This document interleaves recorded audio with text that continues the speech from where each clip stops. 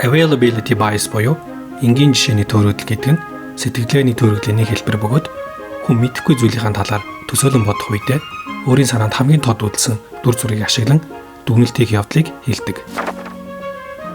Болдоо хаяа суглаа сугалж азаа үздэг байж. Гэхдээ суглаа сугалах нь ховор бөгөөд зөвхөн найз нөхдөдөө гадуур явж байх үедээ азаа үзэх зорилгоор сугалдаг байжээ. Нэг өдөр тэрээр зурагт үзэж байтал суглаа суглаад тохирлон таарсан нэг хүнийг зурагтаар үзв. Тэр залуу өөрийнхөө түүхийг ярихад болдтой маш төстэй нэг юм байжээ. Түүний суглааны хонжгор 1 тэрбум төгрөг. Түүний түүх болдод гүн сэтгэгдэл төрүүлж яг өөртөө ижил нөхцөл байдалтай байсан тул болдод шаац тохион хизээ нэгэн цагт тэр залуутай адил 1 тэрбум төгрөг хожих юм билүү гэж бодож эхлэв. Үүнээс хойш болд цалингаа буух үеэр заавал суглаа сугалдаг болов. Тохирол таарахгүй байсан тул удалгүй суглаа суулгах давтамжаа ихсгэж сард 2-3 удаа суглаа сугалдаг болов. Аажмаар энэ давтамж улам ихсэн 7 хоногт 1 удаа суглаа сугалдаг болж орхив. Энэ зуршлын талаар найзтай хэлэхэд найз нь түүнийг мөнгөө дэмий зүйлд хитрхи үрж байна гэж шүмжилсэн удаач бий. Учир нь суглаа таарах магадлал нь хэдэн зуун сая зөвхөн 1 удаа тохиолддог явдал. Гэвч болдод найзынхаа өгсөн зөвлөгөөнийг их нөлөөлсөнгүй. Түүний нүдэнд зурдаар гарч байсан залуугийн дүр зураг харагдан нэг л мэдгэд суглаа суулгах гээд явж байдаг болжээ. Энэ маягаар 2 жил өнгөрч.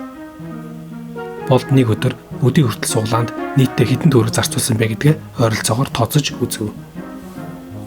Үр дүн түүнийг алмааруулж орхив.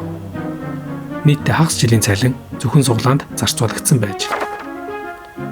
Болдын шийдвэрт нөлөөсөн зүйл бол энгийн жишээний төөрөгдөл буюу өөрийн санаанд хамгийн түрүүнд буусан дүр зураг билээ. Энгийн жишээний төөрөгдөл нь бидний өдөр тутмын амьдралд маш ихээр нөлөөлдөг. Жишээ нь ажлын ярилцлагад тэнцэх магадлал нь нэр хүндтэй сургууль төгссөн хүнд илүү өндөр байдаг. Учир нь нэр хүндтэй сургууль төгссөн байх нь санахад хялбар байдаг тул ажил олгогчдын шийдвэр гаргалтанд илүү нөлөөтэй байдаг. Өөр жишээ гэвэл компаниуд зар сурталчилгаа хийх үедээ бараа бүтээгдэхүүнээс сурталчлахаас гадна тухайн зар сурталчилгаа нь хүний ой санамжинд маш сайн үлдэхүй загварлагатай хийдэг. Ялангуяа спортын бараа бүтээгдэхүүн үйлдвэрлэх компаниудын зар сурталчилгаанд энэ аргыг ихээр ашигладаг билээ. Зар сурталчилгаа нь бүгд бүтэн 60 секунд үргэлжлэх боловч бараа бүтээгдэхүүнээ ил гаргадаггүй. Зөвхөн тухайн брендийн нэрийг л зар сурталчилгааны хаа нэгтээ гаргах төдий. Гэсэн хэдиж зар сурталчилгаанд алдартай олонний танил хүмүүс тоглоулна. Мөн ой санаанд үлдэхүйц үйл явдал өрнөлттэй гэх мэт. Уг зар сурталчилгаагаар дамжуулж хэрэглэгчдийн сэтгхүйд тод томрон үлдэж чадсанаар тэдний маркетингийн зорилго биелдэг. Цаашилбал энгийн жишээний төөрөгдөл нь бидний нийгмийг харах өнцөгт хүртэл нөлөөлдөг.